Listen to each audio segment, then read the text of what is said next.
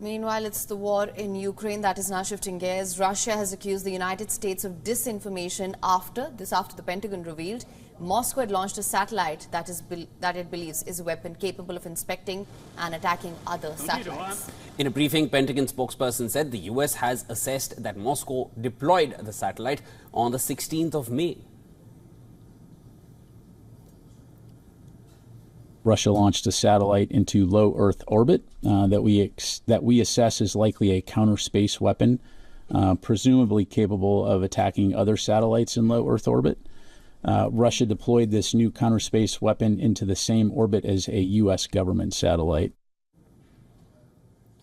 The latest clash between Moscow and Washington comes as Russia kicked off its exercise to simulate the use of tactical nuclear weapons, including nuclear-capable Kinzhal and Iskander missiles. The drills are seen as likely signal to the West against deeper involvement in Ukraine.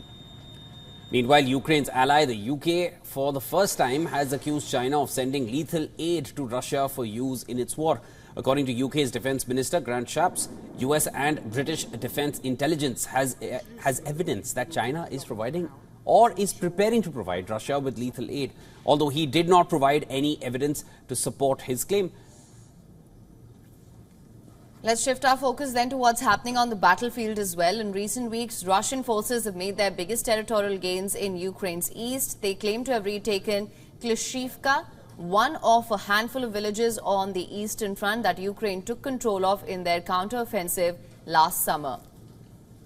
With Russia making gains in the war, the Ukrainian army has come under intense pressure in the past 2 weeks, fighting off a new ground offensive in the Kharkiv region, further stretching their critically short supplies of soldiers and ammunition.